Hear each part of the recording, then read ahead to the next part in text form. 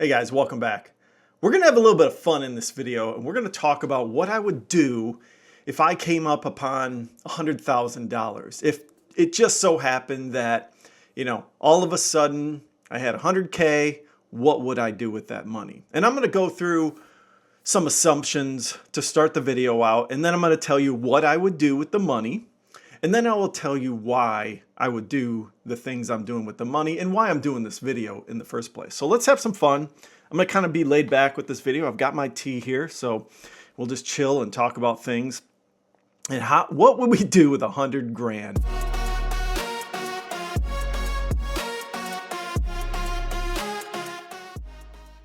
You know, 100,000 cash.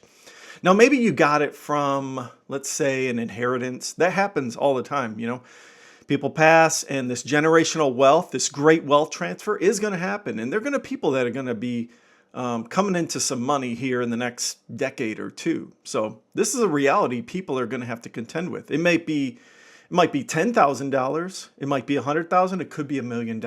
We don't know, right? But let's just go with 100K to start. Now, it also could come from you working, and saving vigilantly for, let's say, 10 years. Maybe you save, every month $1,000 and you do it for 10 years. That's going to be $100,000. And especially if you add that into some investment funds, you'll grow to $100,000 pretty quickly if you can save, let's say, $1,000 a month or even $500 a month. That will grow pretty quick. So now you got $100,000. What are we going to do with it? Okay. Now, another assumption I'm going to make is that you don't have much debt in your life. You don't have credit cards. You're pretty good with your money. You might have a car payment, but it's probably pretty low, or maybe you don't have a car payment. Let's just assume that for this exercise. And let's also assume you have a roof over your head. You're not in need of housing or a new house for that matter. So let's assume that as well. I think those are two things that we can start to have fun with this 100K, right, guys, if we don't have any debt. So now if you do have debt, I recommend paying off your debt, whether it's a big car payment or, high interest rate credit cards. Pay that off first if you do have that kind of stuff. But, let's focus in on what we could do. So I'm sharing my screen right here. So let's talk about what we could buy for $100,000. Okay. Now, the first thing I've got here is my Cybertruck, the Cyber Beast, $100,000, right? I could go and do that with 100K. We could buy this hunk of metal, this stainless steel product that has full self-driving and all the bells and whistles you can imagine. And to be honest, I don't know if I would even haul anything in this thing, but it would be fun. And I'm sure I'd get people flipping me the bird, all that fun stuff on the road because, Tesla's, got some bad baggage with all the politics, but it is what it is. I'd have fun with it, or I could get a Model S, either one. So we could go with that. We could buy a Cybertruck, or we could buy a horse. My daughter is really into horses. She just got back from horse camp for a week. We could get a horse. We've got here these beautiful horses. I bet you these horses go for $40,000 to $60,000. And then you got to feed it every year. So we're probably talking $5,000 to $10,000 a year to feed and house the horse. I don't have a farm, so I'd have to house the horse somewhere. So, but that'd be kind of fun. That'd be new and interesting and something to have fun in life. Have a horse. I'm sure my daughter would be thrilled to have that opportunity. But, yeah, I don't know about that. That's kind of crazy. Someday, maybe, she can own a farm and get her horse, the horse of her dreams. Or we could do what I've always done, buy some Lego. Now, with 100K, I could literally get any Lego set anytime I want for the next 10 to 20 years. Now, these things are getting expensive. I mean, we got this ship here for $300. You're going to burn through 100K if you're spending $300 a Lego set, You will burn through it. Here's the Titanic for $679. I mean, that's already almost $1,000. So you buy 100 Titanics, you're done, right? You've spent your 100K. You guys know I love Lego. I'd love to always buy more, but I don't have the room, to be honest. I mean, I save all the boxes. If you don't know, I like to save the boxes. I'm just a Lego fanatic, and it is what it is. But I digress. I don't think that we should do any of those by all means. I've got 2 kids. One's 11, one's 7 years old. The price of housing is not going to go down anytime soon. And I would love to grow that money, put that money to work to set my children up for success someday. I don't want to spend that money. So I'm going to give you guys what my approach would be to deploying $100,000 and growing the money. And it's really simple at the end of the day. It's the simplest strategy that you can imagine for deploying money. Now, I'm not a financial professional. I can't tell you what to do, when to do it, how to do it. This is how I would do it. This is what my experience is and how I've seen success with money. Okay? So I'm going to show you a little section of my portfolio, and I'm going to explain exactly why 100K would pretty much set you up for the rest of your life. Okay? So I've got over here this mutual fund that I've been invested in for 14 years from 2011. Okay? It's called Fidelity Select Software and IT Services. Now, this mutual fund provides dividends twice a year, semi-annually, and I'm going to go over that in this video. But let me show you all the cheddar that I've got for this mutual fund. So I'm going to click Show All. These are all the dividends I've gotten over a 14-year period. Okay, so I'm going to scroll down. You can see here, guys, look at all this green here right in this column. These are all dividends. All right, they all say long. I've held these dividends for more than 12 months. That's what that represents.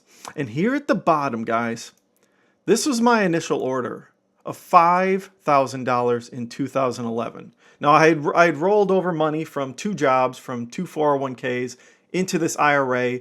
And I remember at Pfizer, I had invested in this fund. So I kind of liked it. It performed pretty well when I was at Pfizer. And so I figured I'd roll it over and buy almost the same amount I had, which was around $5,000. So that was my initial entry. I've only added one time. I added like $70 in 2019. I must have been like rearranging my IRA a little bit. Maybe I bought or sold some things. I think I sold Google. I probably added to this position. So that's all I've invested is $5,000 into this mutual fund. Okay. So let's go back up here.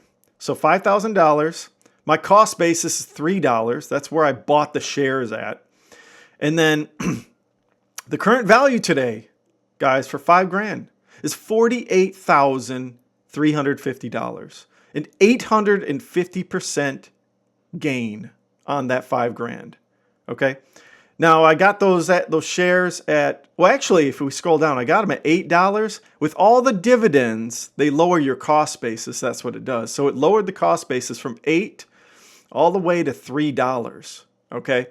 And right now the mutual fund is sitting at around $28 a share. So I've gained from $8 all the way to $28. So I 3x'd my initial position, but the dividends lower the cost basis and actually increase the total percentage of gains. And this is outperforming the SPY by about 300%. The SPY from 2011 is up, including dividends, is up around 540%. I did the math on ChatGPT. It helped me out. And so this thing is outperforming, and this thing is great. But let's look at the dividends for just 1 year, okay? If you look up here at the top, these last 2 lines, it says short. That means I've only been in them for less than 12 months. And so what does this thing return for me? This year it returned $36.68 and $868. 2 dividends. Okay, this totals what? Around 4,500. Let's just round it even. It's a little more than that, but let's go with 4,500.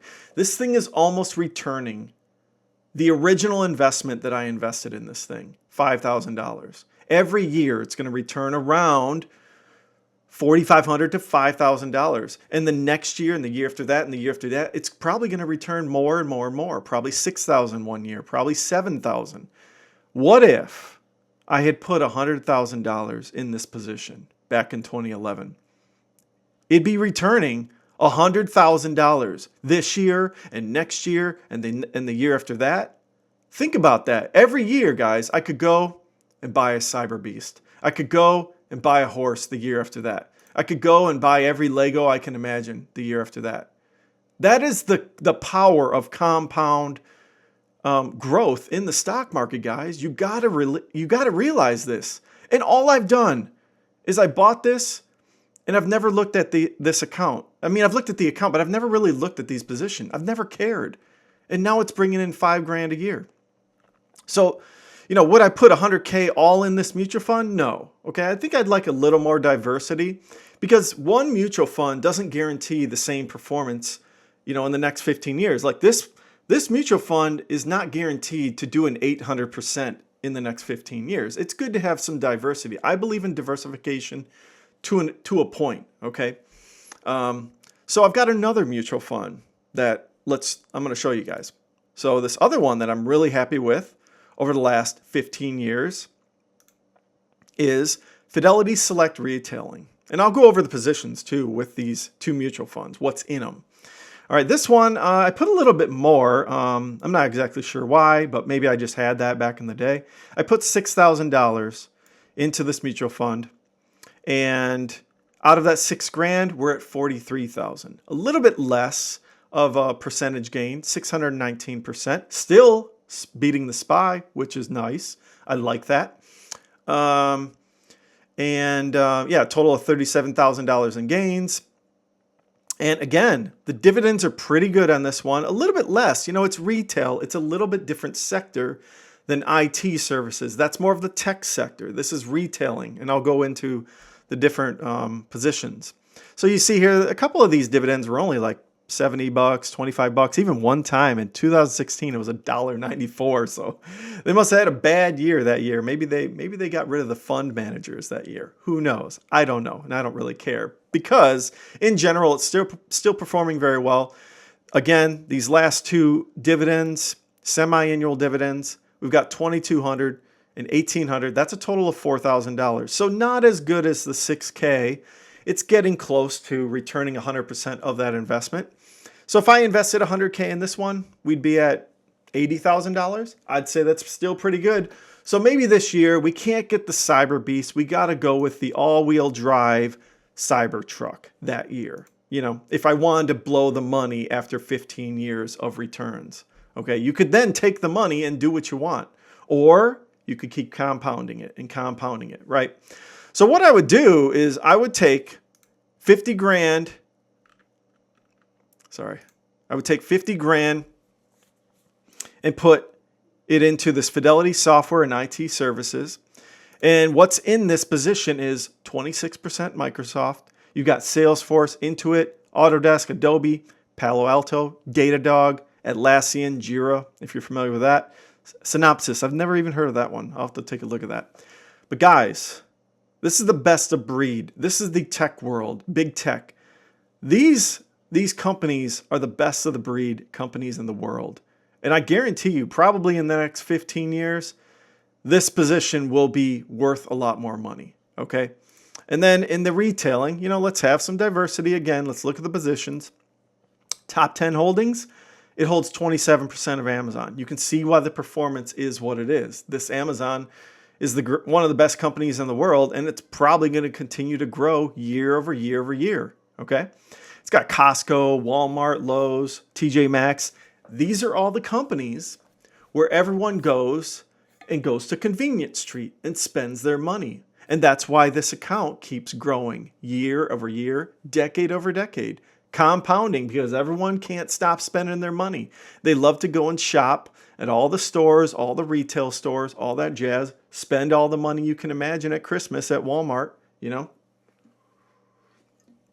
That's how it goes, guys.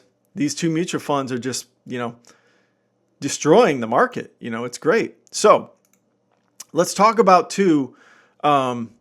these two mutual funds as far as like what I'm doing with them in the future. Now, I don't have another 100K to deploy, but think about this. These two mutual funds, I've got a total current value of $48,000 here and $43,000 right here. So what is that? That's almost 100 grand, give or take. Next year, I think the position will be at 100K.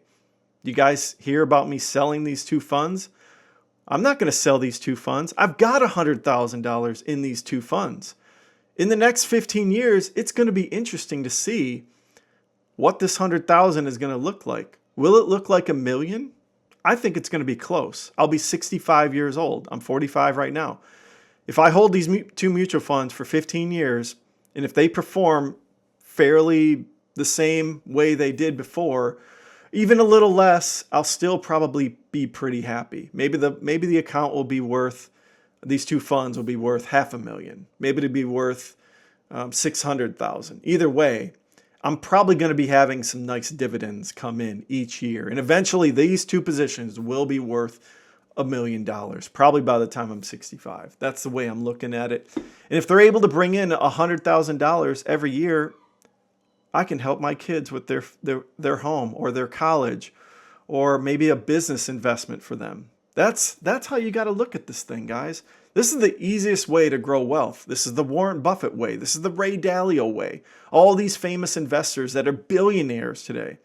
You may not be a billionaire. I'm never going to be a billionaire, but I'm going to be a millionaire. And you can too. Look at this. This is $5,000 I put in when I was 30 years old. This started when I was 30, a little bit older than 30. $5,000, $6,000. It was $10,000. That's less than half of a used car these days, right? $10,000. I've grown it to almost 100,000. And in 15 years, this is going to be worth $1 million. You can be a millionaire, just like I'm going to be, right? This is the reality, guys. Don't go to TJ Maxx or Walmart or all these companies that are on Convenience Street. Take the money and go and invest it, guys. That's what I'm talking about here. And the reason I'm doing this video, right, is I saw another video of another YouTuber. I follow him. His name is RC Edson. He did the same video, and his take was to take the $100,000 and go flip houses, right? Maybe go get a bank loan and go get yourself a dilapidated house, maybe in, some rundown city, and go flip houses. You can do that. You're more than welcome to do that. That's his way of building wealth. He understands that market, and he's probably done 1 or 2 flips himself. He's probably made some money. Good for him. But in general, it is very difficult, even for me. I know how to do this stuff with houses. I've done my basement. I did electrical, drywall, the flooring, the studs. I've done it all. And I wouldn't even attempt that to flip a house. It is very difficult. You got to have good contractors. You got to know your location of the real estate to be able to see the value and get the ROI, right? And then if you're going to rent the house out, if you're not going to flip it, if you're going to rent it, now you got to deal with renters, right? You got to deal with, renters turning over and over and over if you're unlucky, right? I remember I lived next door to renters for years at the house I grew up in Waterford, Michigan. And the renters next door always had like 2 or 3 dogs. And one set of renters had chickens, guys. Chickens, not out of the house. They were in the house, guys. Chickens. I remember the landlord, when he stopped by to talk to us, he said it was a disaster. A total gut job inside the house. So that's the risk you take when you want to go and play with $100,000 and go to try to flip houses. You could burn through that $100K in no time flat, and not get very much return on your investment, on a house. I know that there's a lot of people who have made money on real estate and who know how to flip houses and who know how to get rentals going. I got Robert, who's at Robert's Active Retirement. I think he did that. I think he had like 7 rental houses. But he probably had to work really hard for those rental houses. I mean, I'm sure he had a lot of maintenance he had to do with them. And but he did retire on those. He said in one of his videos, like he sold them all and was able to have a beautiful retirement with it. So it's totally possible. Okay. The alternative too, Robert's also said, or not Robert, but RC Edson has also said with business, you could start a business as well. He always says business, stocks, real estate. Business to make the money, stocks to grow the money, and real estate to hold the money, right? So you could do a business, but that is just as hard, guys. Starting a business and putting $100K into a business, that's big risk. I mean, this here, you just put the money in, you hold it for 15 years. If this goes to zero, let me tell you, if Fidelity Software Select IT Services and select retail and go to zero, the entire economy is going to zero, guys. If you have a small business, your business is going to be destroyed, right? So this is an even safer position when it comes to putting money into a growth engine rather than a business. But, you know, if you have the talent to do a business, right, to start a business, if you have a skill, a specialized skill to start that business and scale it, by all means, go ahead. But for me, I just think that this is the easiest, lowest sweat equity you can do to make $100,000 in 15 years, because it'll happen with these type of funds, guys. So those are my thoughts on it. You know, I'm not trying to, discredit RC Edson or anything like that. You know, I think real estate does have its place. I'd like to get into it. Now that I've grown my money, I would like to buy some real estate. But again, like, it takes time, a lot of effort. I don't think I'd even want to flip houses. I think I would just like to buy good, solid rentals if I was to do real estate. But, and again, you can grow money with real estate, but it's not like growing in the stock market. The stock market is exponential, guys. It's how you get that exponential growth. Real estate is linear in a sense, okay? There are some times where you'll get a little bit of exponential growth, but most of the time it's linear. And you can get some downfalls in real estate and get stuck with those assets. So be careful out there. You're going to come into this money. People on RC Edson's channel and on my channel, they're going to come into money, like I said, in that great wealth transfer. And you're going to have to figure out what to do with 100K. I sure hope that you're not going to go and blow it on a cyber beast or blow it on a horse or on Legos. You know, you got to put your money to work. You know, you can have fun with your money here and there, but for the most part, you should be smart with it. Because at the end of the day, in 15 years, you can then go and have fun with that money.